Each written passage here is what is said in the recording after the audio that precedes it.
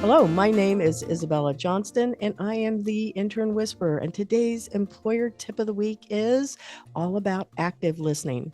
Here are 5 tips to become an engaged and an effective listener. First, pay attention. Give the speaker your undivided attention and acknowledge the message. Look at them while they are speaking. 2, show that you're listening. Use your own body language and gestures to convey your attention. Nod occasionally, smile, and use other facial expressions. And please remember not to be distracted by your phone. Third, provide feedback. Many times, our personal filters, assumptions, and beliefs can distort what we hear. Reflect on what has been said by paraphrasing. What I'm hearing is, and it sounds like you are saying, are great ways to reflect back. Ask questions to clarify certain points. What do you mean when you say this, whatever this might be? And is this what you mean? Summarize the speaker's comments periodically. 4, defer judgment. Interrupting is a waste of time. It frustrates the speaker and limits full understanding of the message. Allow the speaker to finish. Don't interrupt with counter arguments. 5, respond appropriately. Active listening is a model for respect and understanding. You are gaining information and perspective. Assert your opinions respectfully. Treat the other person as he or she wants to be treated. So, welcome to the Intern Whisperer. I'm so excited to have Alberto on my show today, and I'm going to tell you a little bit about him. He is the co-founder of Transcend Network, a global network of founders building the future of learning and work, and I was so happy to be a part of the fellowship. He is a general partner at Transcend Fund and a lover of all things about education, history, music, basketball, and improv. So, welcome, Alberto. Thank you so much, Isabel. That's a very comprehensive introduction. So Yeah, I appreciate pulled you it doing straight from this your some research. LinkedIn. Thank you so much. So, I always kick off the show so that my listeners can learn more about you. And I already took your 5 words straight from LinkedIn.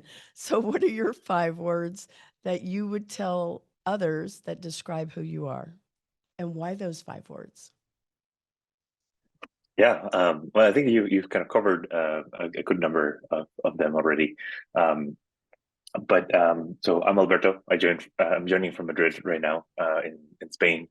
Um, I've lived in a lot of different places, but I would say home is definitely one of the words. As of recently, I decided to come back home to Spain, which has been a great decision. Um, I think uh, if I were to think of the other 4 words, I have to think a little bit harder about it. But I would say learning and or education is definitely another one. It's very present in my own journey and something that I'm always thinking a lot about. Um, Passion would be another one. I'm very passionate about what I do and hope it sort of shows up in the different ways that I interact with people like yourself who've gone through our fellowship. Um, and I would say kindness is something that I strive to embed into everything that I do every day, which is very important to me as well.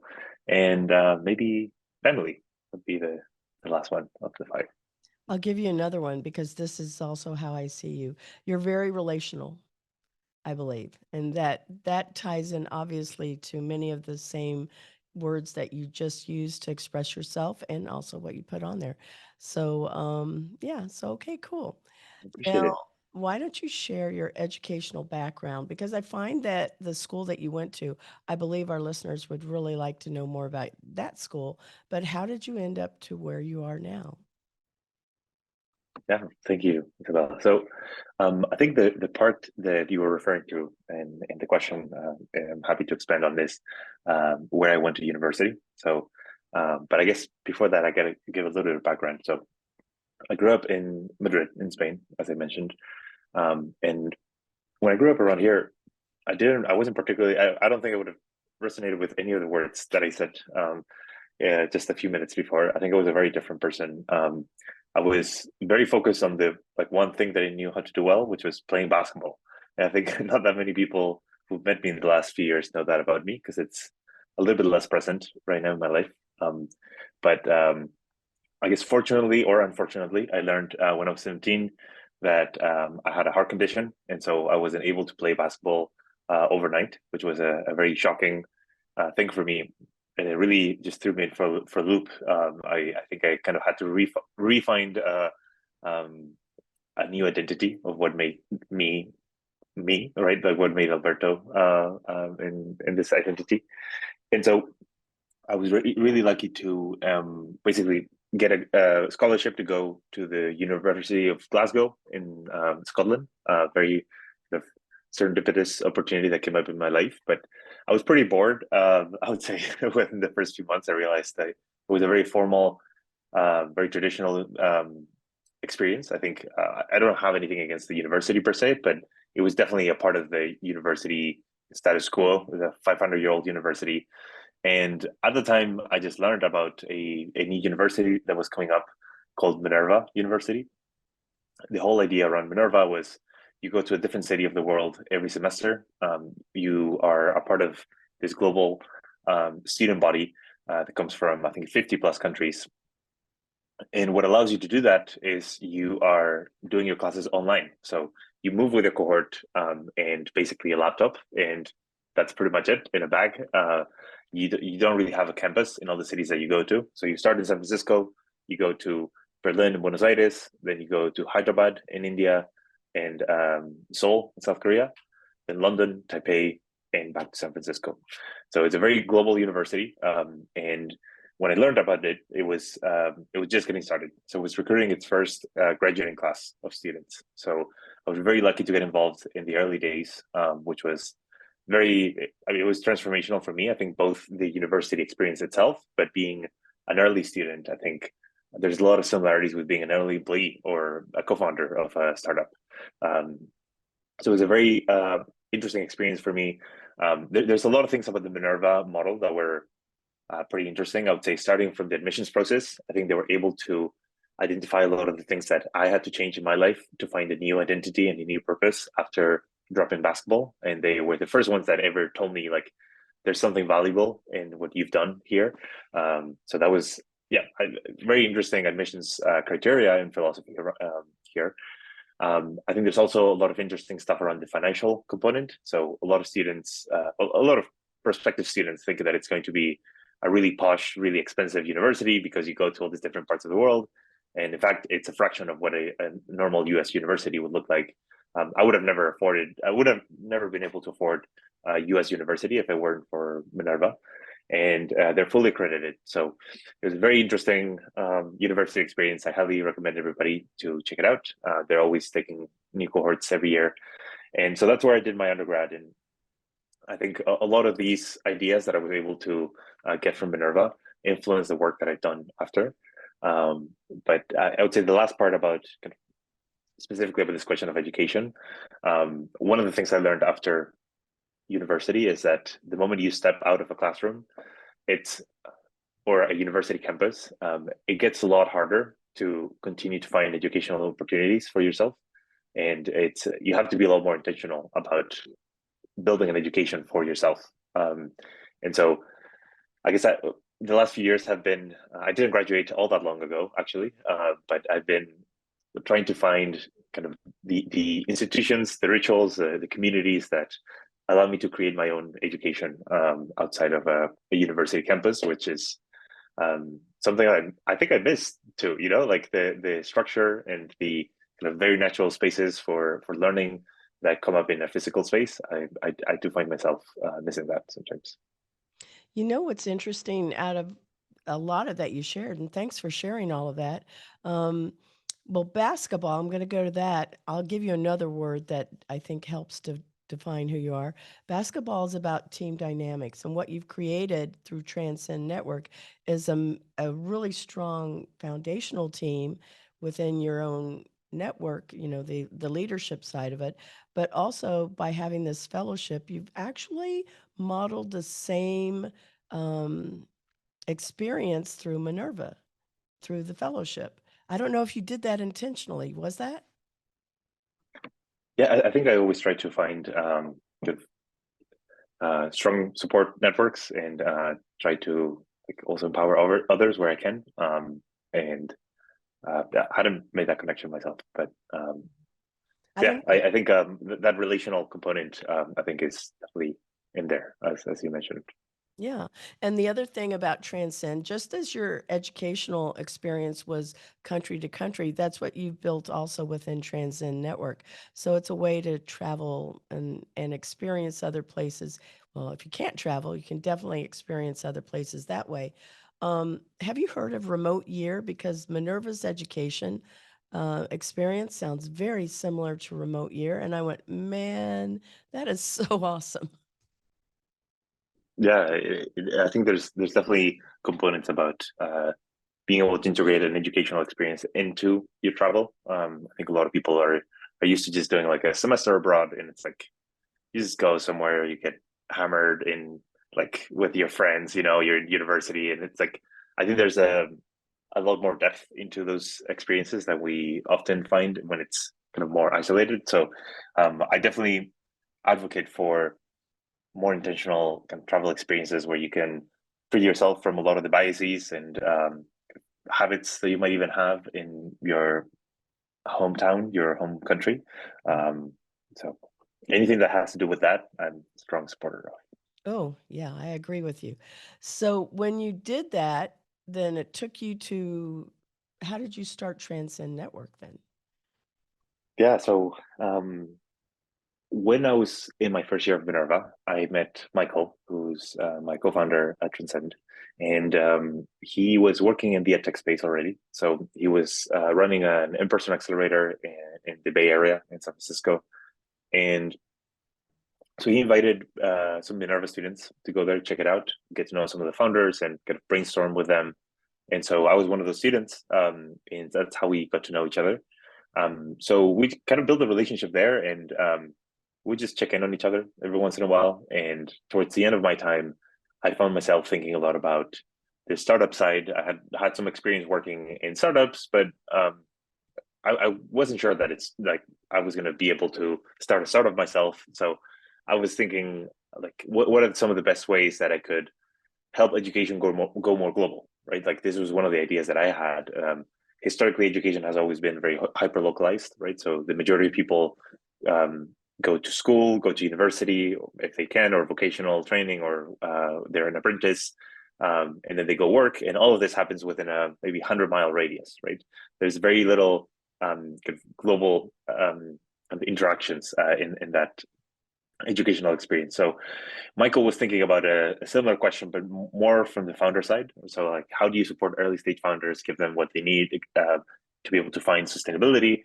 And so, kind of, we started jamming on some of these ideas towards the end of my time at Minerva, and we came up with this idea of like, what if we could support founders at the early stages, try to do it in this sort of community centric way, and try to do it 100% globally. So that's how we started running these fellowships that you've experienced. They looked very differently when we started, but I guess the traits that have always remained in place are that we try to be very community centric.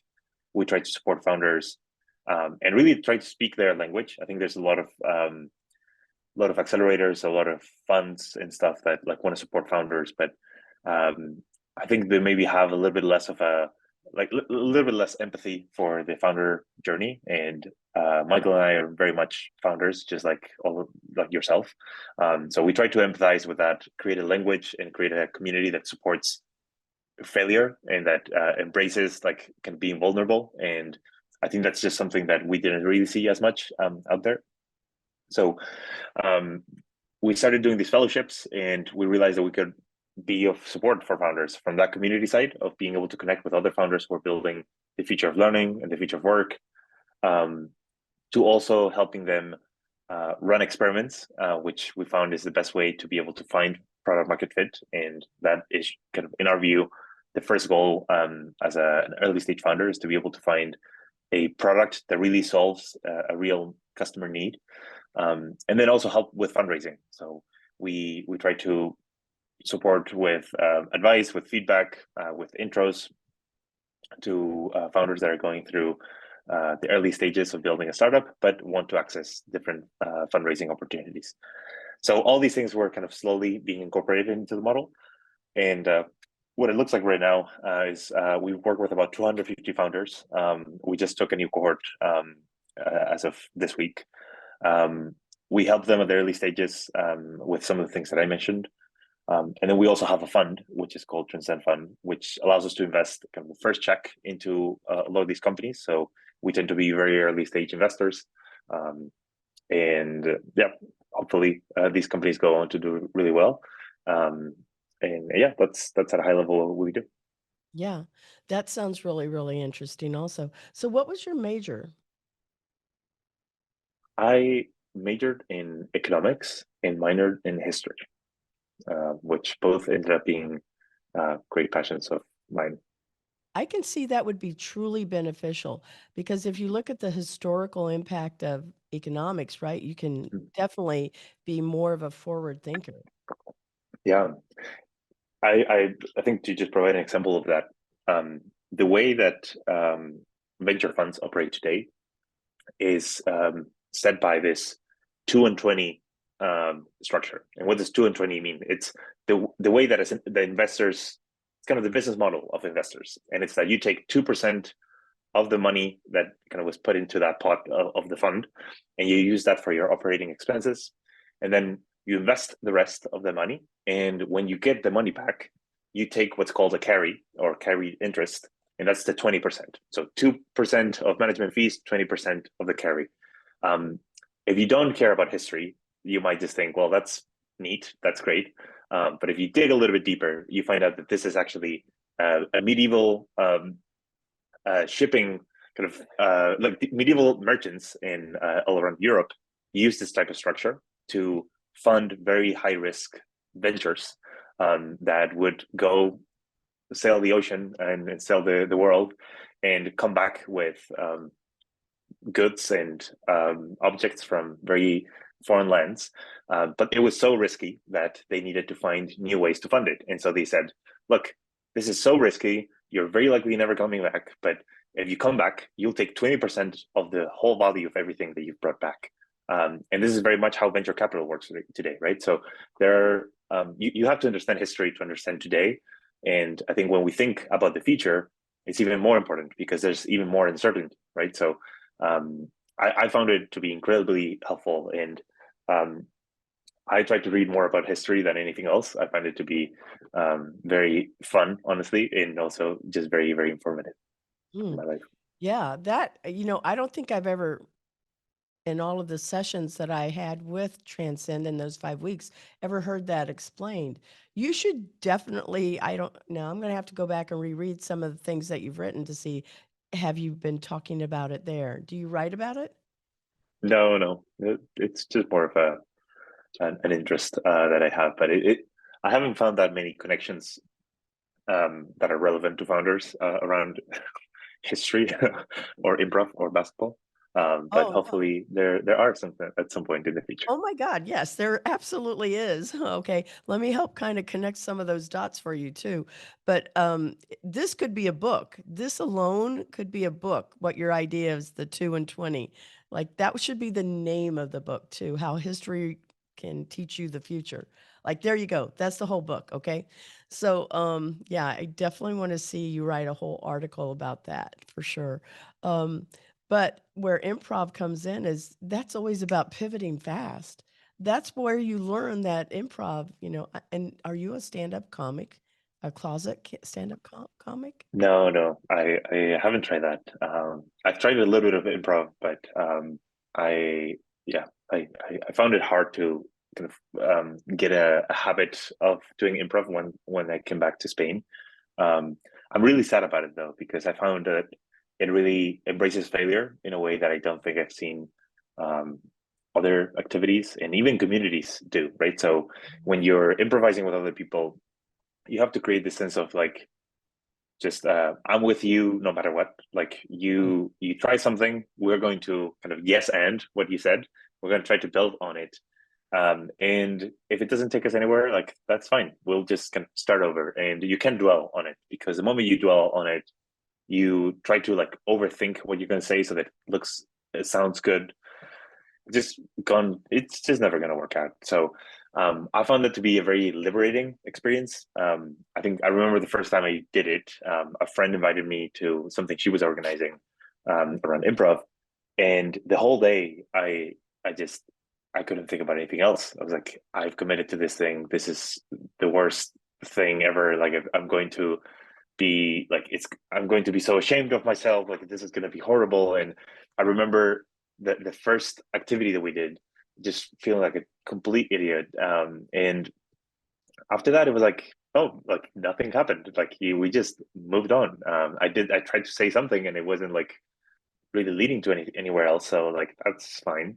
Um, so that was really interesting. And then the other idea that I think is quite applicable to founders or people who are trying to build their careers is that oftentimes in your career you're making Yes. split second decisions, and in these like you often cannot think about these decisions because they're happening so fast, and the only way to align your kind of your decisions with the outcomes that you want is to train your intuition every single day. So um, when you're improvising, your brain is not thinking about what you're going to say, right? Like you're just spitting it out. And so if you want to get some concept inside of your head, some framework that's going to be a part of your output, you can't just rely on thinking about it. You have to train that. You have to build a habit around it for so long so that it basically becomes a um,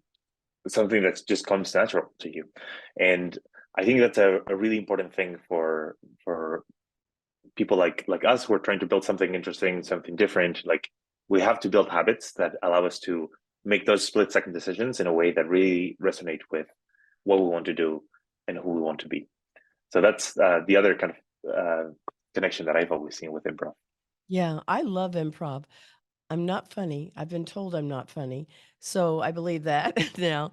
But I what I love about improv, it's exactly like what you said. It really embraces failure. You have to get up there and just try.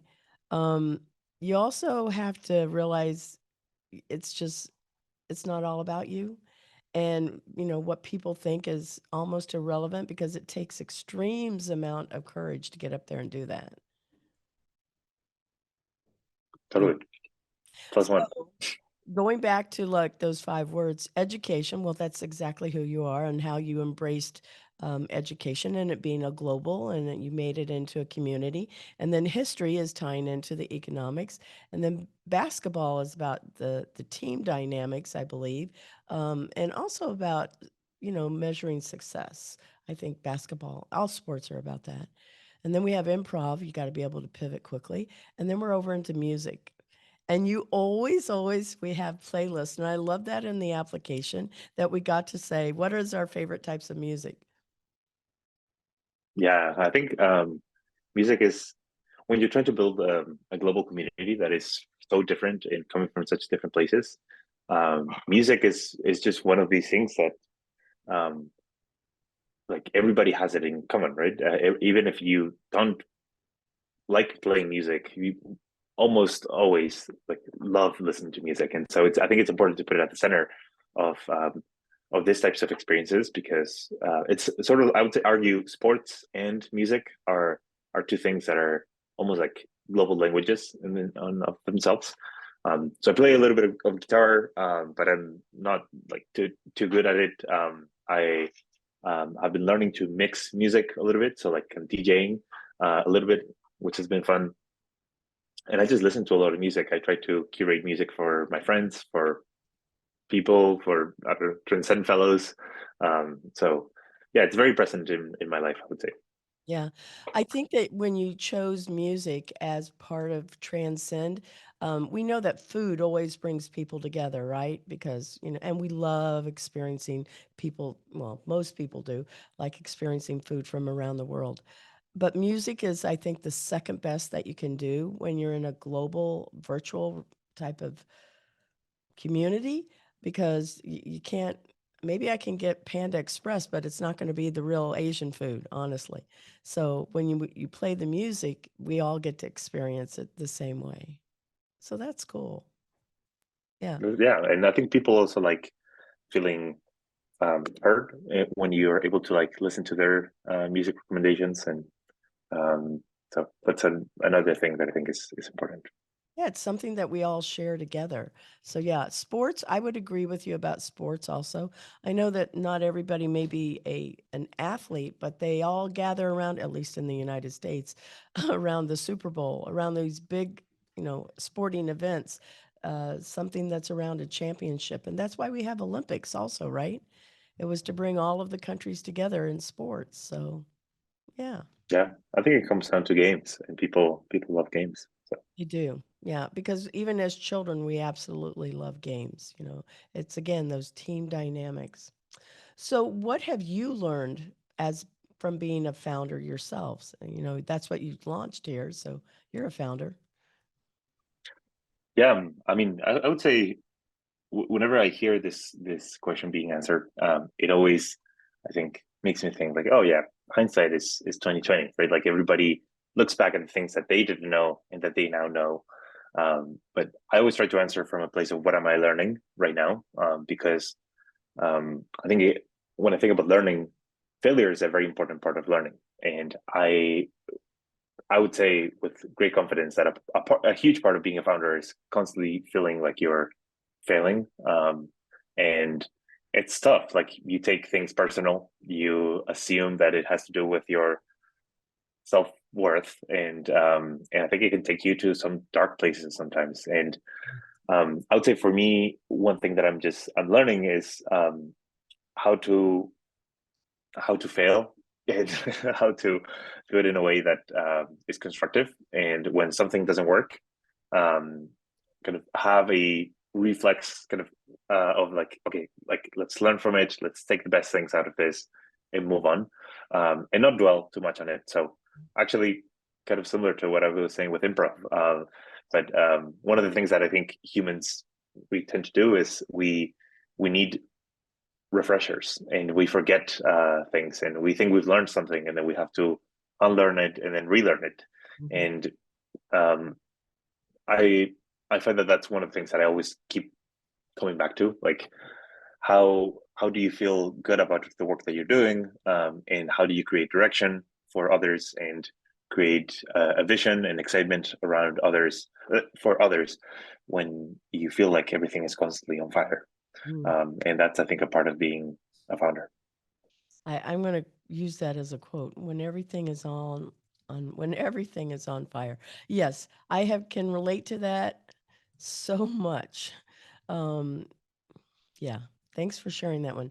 I've been taking some notes that you've been sharing because I use that to build a description of what the podcast will be about, just so you know what's going on.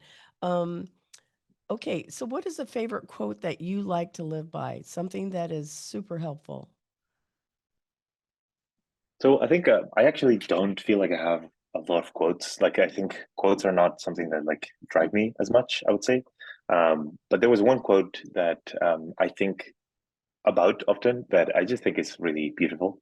And so Richard Feynman wrote this ode to a flower that I thought is like really beautiful, and it says, "Science knowledge only adds to the beauty and mystery of a flower." And I think it's something that I just see being applied to not just kind of nature, but also a lot of social like interactions or social phenomena you might see. And I think you can try to understand things with great rigor and with a scientific process, kind of like you were talking about with basketball. You can try to measure success as much as you can. But at the end of the day, there's a lot of very human things that are happening that are creating that beautiful place of and that beautiful um, moment of playing basketball that I think yeah are just wonderful. And so I think using science to understand that is great, but it should be thought of as something that augments it rather than Mhm. explains that in of itself. Do you have a favorite basketball movie? I know that there's been quite a few of them. I think one was, I pulled some up just really quick while we were talking because there was one where the basketball team was killed in an accident, and I think it was We Are Howard. I'm not sure if I have the name right. But that was very, very inspiring for me. And then I saw something recently with, oh gosh, Adam Sandler. Adam Sandler. Yeah, Yeah, that was I've great. I actually haven't seen it, but it's a Spanish basketball player that plays the Yeah, role of something Juan Cruz or something like that. I yeah. think it's the name of the character. But this guy plays for the Toronto Raptors right now. He's a Spanish player, so I I'll actually I'm watch not it. a huge movie person, so I haven't seen this one. I'd say that the one that a lot of people in my generation remember is Space Jam with Michael Jordan. Like Oh, it's just a classic. yeah. Well, you definitely have to go and watch the movie with Adam Sandler in it. It was so, so incredibly good. So good. And it was well done. Now, I don't know how accurate it is because you'll probably know better because, I don't follow basketball as much, but I have a lot of respect for Adam Sandler. I think he's a really good actor that people underestimate a lot because they pigeonhole him in one place. For stand up like comedy, he's done improv before also. But he's brilliant in that movie. Yeah. Yeah, I gotta go watch it, and Yeah, I'll let you know. definitely. You'll love it. Hardest lesson that you learned that changed your life. What was that? So I think it has to do with basketball again. So I think about that one moment that I mentioned of like learning that I could no longer play basketball when I was 17. So I was basically training in I was in the middle of basketball practice, and I just collapsed in the middle of a game. So that's how I learned that I had a heart condition. It was in October 2013, so exactly 10 years ago. And this was a really difficult moment in my life. I had to go through heart surgery, and yeah, it was a really difficult year for me, and I think that is kind of one of those moments in life that you can usually like look back and point to a massive change or like a drastic circumstance in life that really changes the future for forever. So that was one of those things for me.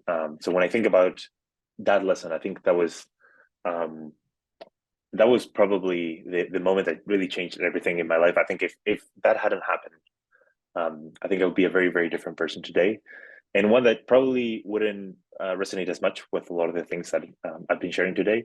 I think it would be a lot more boring, less passionate about the things that I do. And so I think the lesson I learned then was it takes a lot of humility, vulnerability, and honestly, a lot of strength to acknowledge that you have to be the so you often have to be the dumbest person in the room when you're learning something new, right? So for me, it looked like having a thing that I always kind of look whenever I felt insecure about something. I think in the back of my mind, I was always thinking, I'm really good at basketball, so like it's okay. I'm not very good at school. It's okay. I'm not very good at these other things. Um, and I think having to break free from that was really valuable in my life. I think what I always felt like was the worst thing that ever happened in my life 10 years back, 10 years after that, I can now look at it and with confidence say it was the greatest thing that ever happened in my life. So I think the lesson I learned there was you have to be comfortable and you have to be appreciative of those moments where you're the dumbest person in the room, because that gives you a great opportunity to learn new things that might end up becoming really core to who you are as a person. And that's what I experienced. I was able to get interested in history, get interested in economics and improv and um, startups, so many different things that I would have never thought would be such a core part of my life. And that required vulnerability. That required like going through a learning process that was not easy, but I got through it and it was okay. So I think now I feel more comfortable making those changes and going through that kind of the initial part of the learning curve, which is always really tough. but you gotta remind yourself that like there's a curve that trends upward, and the slope like gets a little bit sort of better in the future. So I think that was a very powerful revelation that you shared too, because many times, and especially at that young age of 17, people think, oh, this is what I'm going to be all my life. And we don't even have the, I think, wisdom, I'll use that word, wisdom to look beyond that one thing, that one thing. And so you were, and I'll use this word, I'm a Jesus girl with a potty mouth usually, but you were blessed enough to have seen that that one moment turned into what you said is the greatest thing that happened in your life. It freed you from some disappointments that could have happened much later, where we rely on a physical presence of who we are, not who we are in our head and our heart. So yeah, yeah, you're really smart and you're super passionate. That's from the heart, and all of those things you might not have seen that. yeah, I definitely didn't see it at the time, and I think it's now with the distance that I'm able to see it. Um, I think I'm assuming a lot of people that are listening to this podcast are really early in their careers, and one thing I would encourage them all to do is, if you feel like you've always been striving to get the good grade, like this great grade, and like go to the great, get an amazing internship, and go to this great school, and like do the right thing. Um, I'd encourage you to find something that's very small and where you can fail really badly. And I think those experiences can be very constructive. And because I think you fail and it feels bad, and then you keep trying, and then at some point it just feels like okay, and things get better. And I think it's something that I'm really glad that I had that in my life, like feeling a lot more comfortable failing earlier on. So if I meet a lot of founders, a lot of just friends that have never had those moments, and when they hit you at a later stage, they hit you a lot harder. So I encourage everybody to find a safe place where they can fail, and like do that one thing that they're not very good at. Do that, like try this thing that you think is very unlikely you'll be able to make it, and just become more comfortable with it. And I think that will do wonders for their mental health and for their lives and their careers. That's really, really true too. Um, okay, so we're going to be taking a break to recognize Transcend Network, a sponsor of our show. So we'll be right back. Transcend Network helps early stage startup founders find product market fit through weekly experiments, receive fundraising support, and build a global founder investor network for edtech and the future of work technologies. The Intern Whisperer is affiliated with Employers for Change, and we thank Transcend Network for being a sponsor of our show. And we're back to the second half of our show, where we focus on the future of jobs and industries in 2030. So, what do you think 2030 or 2035 will look like? I watch a lot of sci fi things like Black Mirror and The Future of, and then I listen to podcasts about it. And then I also have started reading way more about that. But I really think a lot of literature is showing us what it's going to look like. What do you think? Yeah, I always have a hard time like picturing one um, feature, right? I think the future will be a complex like combination of many different features, and um, what I try to do to simplify that is to just try to focus on a few things that I feel like are likely, um, or are something where I can play some sort of role in creating those things. And so that really like creates a very small scope of thinking. I guess one feature that I'm personally very excited about is, I know we'll get into AI a little bit more and how it can change education, but I look to the music making process as one that is very highly augmented or enabled by technology. And I think a lot of different things we do in life, such as writing, such as reading, having conversations, a lot of these things will be augmented by technology in a way that's very similar to how we use technology in music.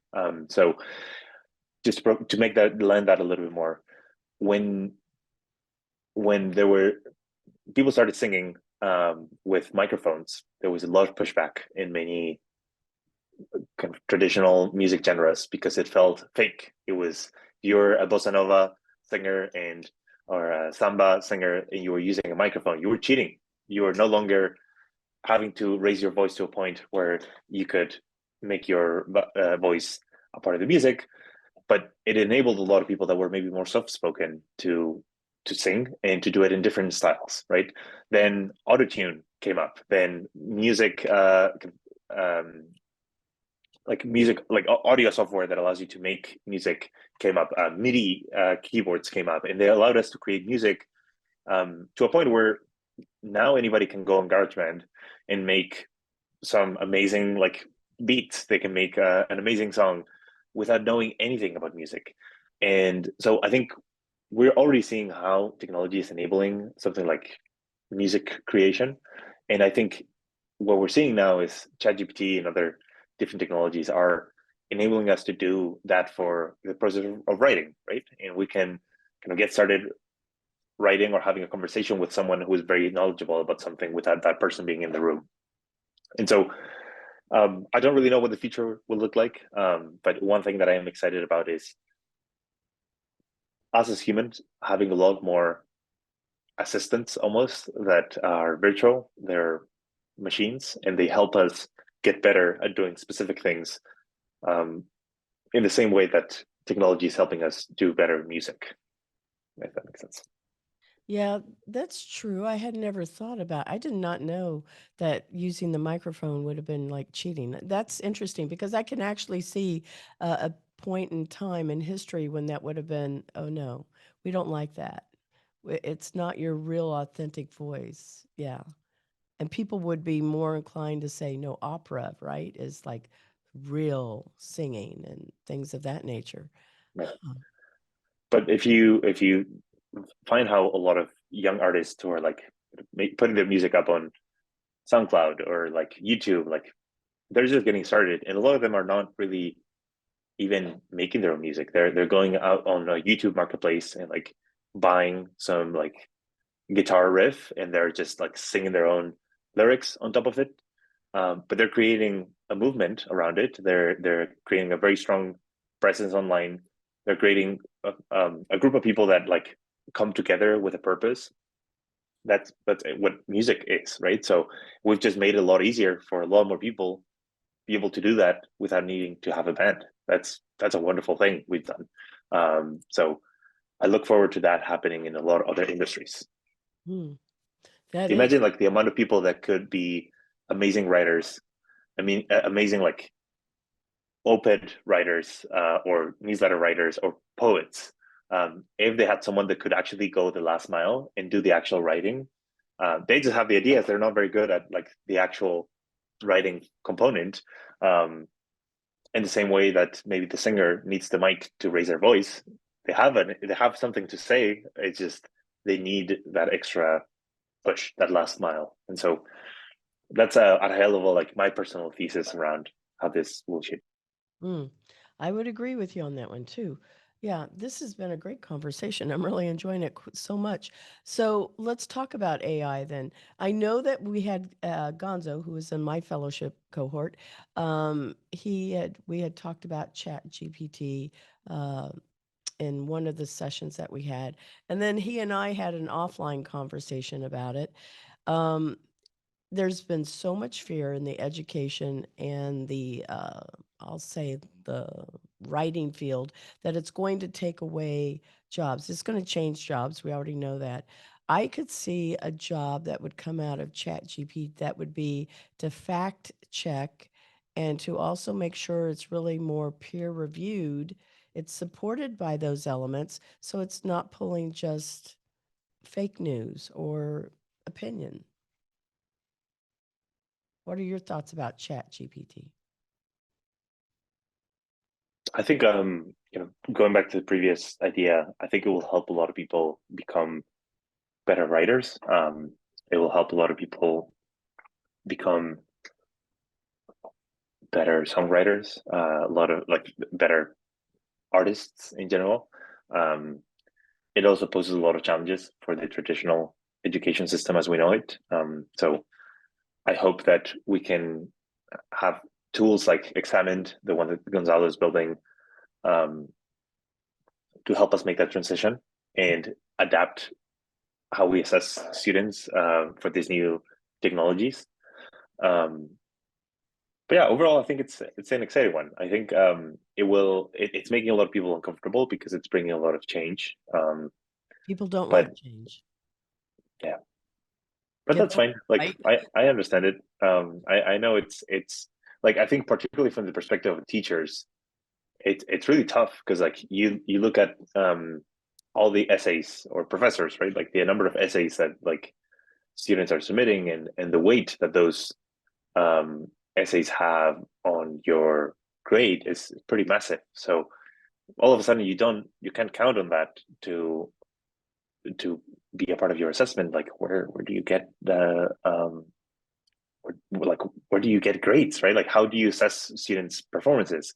So I understand why like this is not just change, this is like really rapid change. So I understand why that's difficult. And I hope we can start a conversation around new ways to address that, instead of like just repelling that and trying to pretend like it's not happening, and just No. uh, yeah. No, I saw as soon as it was being published, many professors were approaching it different. I'll say educators, so it's more inclusive. They were saying, okay, I want you to use it.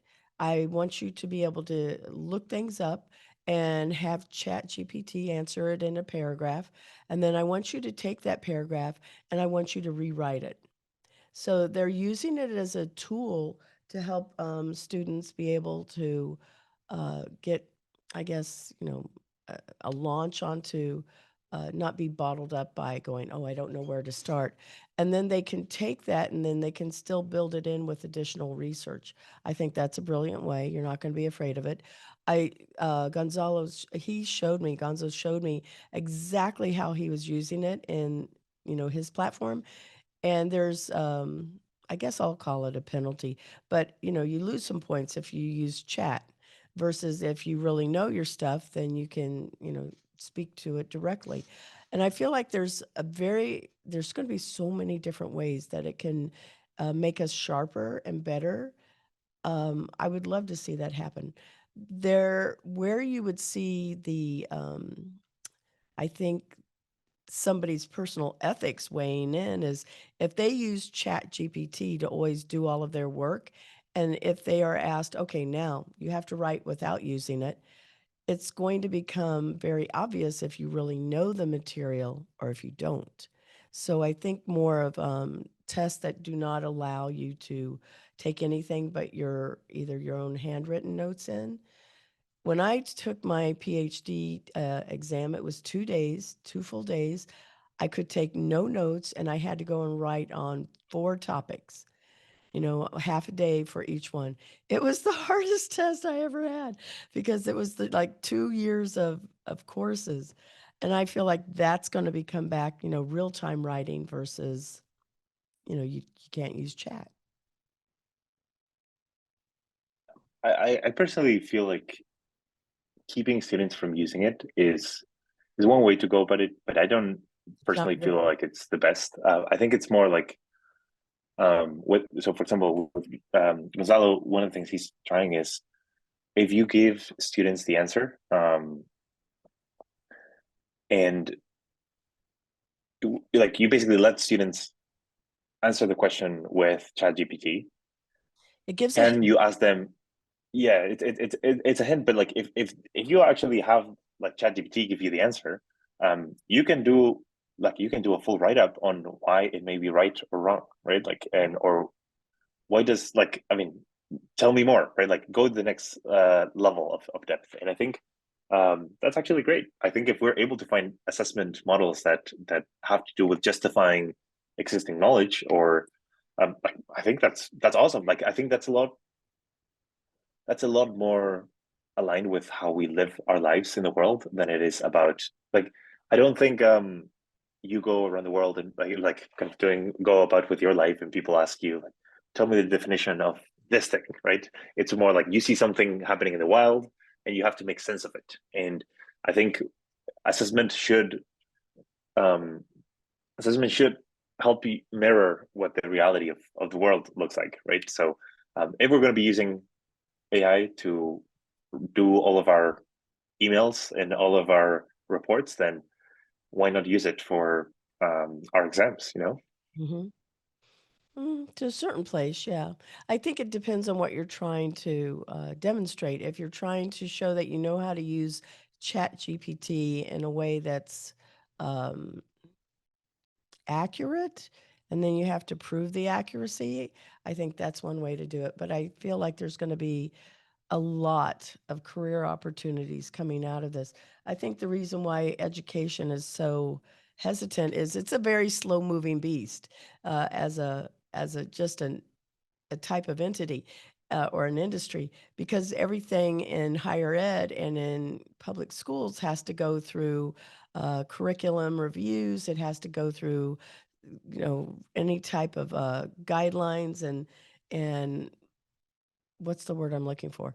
It'll come to me in a minute. But anyway, there's rigor that's behind the whole process, and it's there to ensure that, as you were saying, integrity is in place.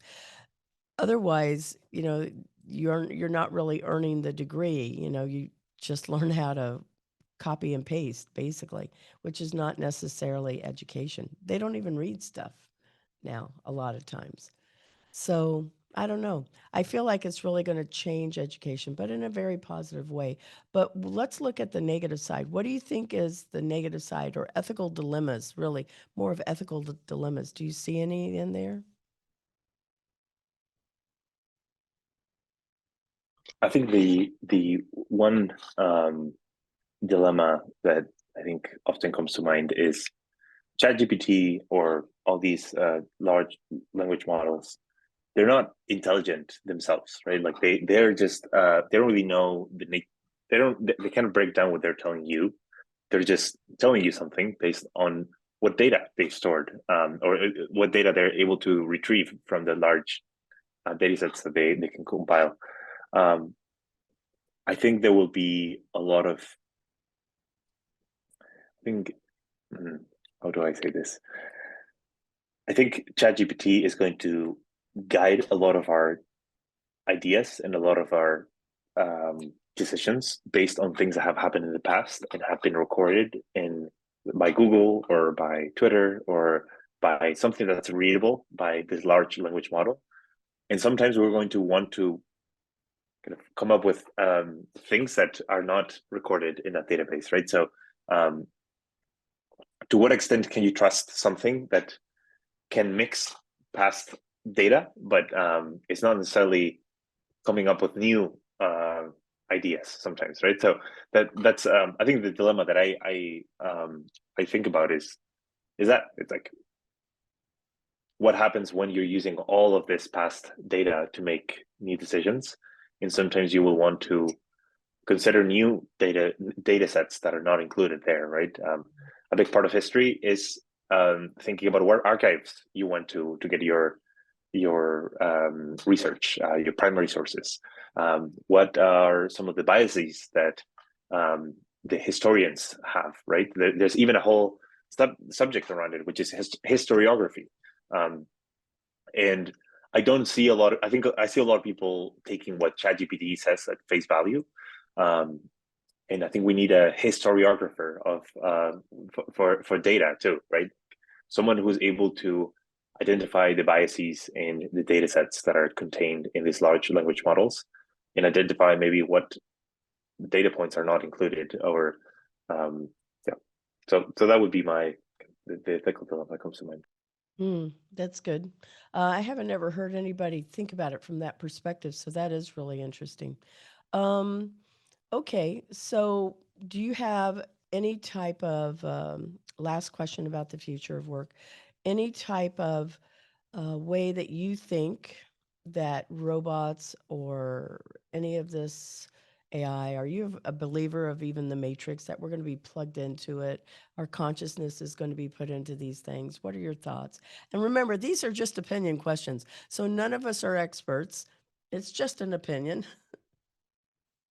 So the question is, do you have any specific opinions on like robot, like automation, Well, or there any is, specific technology?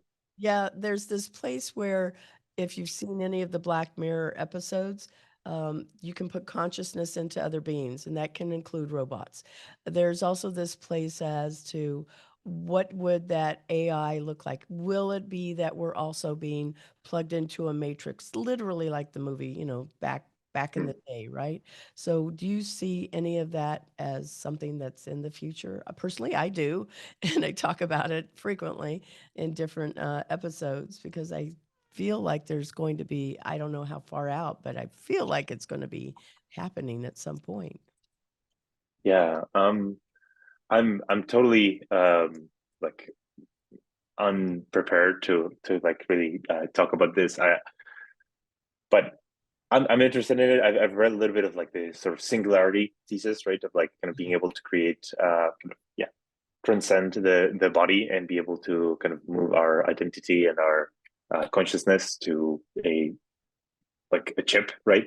Um, but I I don't have a strong opinion on it, and honestly, this applies to a lot of things in my life. Like the things are really beyond my control, like religion. Like I don't even think about them too much. I'm not a very religious person myself, and it's because I don't really think about these things that are so far outside of the scope of my life. Um, so I don't have anything too smart to say. Oh no, it's all opinion. So it's not a matter of whether it's smart or not. It's just an opinion question. Well, we are at the tail end. What is the best mentoring advice that you would want to share with our listeners? And I'll give you a little insight. Our listeners are not young, that young. We have a span of like 23 to 65, and most of them are mid 30s to 40s that listen to our show. So your insight can be applicable to people in different generations, honestly, because every 10 years we always want to reinvent ourselves. So, whatever you share as mentoring advice is going to be applicable to any But generation. well, I think I sound like a bit of a broken record, but it's going to be again about failing and failing fast and failing often. And I think becoming more comfortable with it. So if you don't feel like you're failing in anything that you're doing in your life right now, try to find something that has it's kind of a safe place to fail, right? So maybe find a class in the afternoons or like in the evenings that allows you to go try something and where you can be not very good at it. You can take some time to figure it out. And if you're making a big career jump in like trying a new career or like if you're becoming a founder, like these are some very big kind of very big changes where you're going to fail a lot and you're going to feel very accustomed to it. So if you don't feel like that's the right moment for you, find small ways that are sort of risk free to fail in your life. I really appreciate that you've talked about this a lot in this episode because it's hitting home for me really well. Because I'm going, oh, sometimes I feel like, man, what am I doing? The imposter syndrome will set in, and I feel like I'm not hitting enough of the goals. And I try to go back and reframe it and go, well, let's look at what you did do and go, oh, okay, there are a lot of wins there. So I appreciate that mentoring advice right now in this moment. So thank you. So, how Thank you, can our Isabella. listeners contact you? What is the best way to reach you? We usually give their LinkedIn, so we're going to put that on the close. Perfect. Yeah, LinkedIn works. Twitter, you can follow me at Alberto Arenaza, which is my last name. You can also read our newsletter. So we have a Substack called the Transcend Newsletter, where we talk about the future of learning and the future of work and the founders that are building it. So definitely recommend you check that out. All right. Well, that is wonderful. I want to thank you again for being a guest on the show and also to Transcend Network as a sponsor of our show. This has been great, and we look forward to. I missed the session that you had yesterday on the financial training, and I'm like so Mhm. bummed out I couldn't be there, but I know I can go back and listen to it in the recording. Yeah. Oh, thank you so much as well. This was a great opportunity. So I hope all the listeners got something out of this. Oh, they did. I appreciate you. Thank you to our video and editing sponsor, Cat5 Studios. We want to thank our production and editing editor, Josue Gonzalez, and our music by Sophie Lloyd. Visit Employers for Change at www.e4c.tech to learn how you can create real diversity and inclusion culture while scaling your people for the future. Thank you for supporting the Intern Whisperer by subscribing to us on Podbean, or you can find our video on our Employers for Change YouTube and Facebook channels, or you can stream from your favorite podcast channel.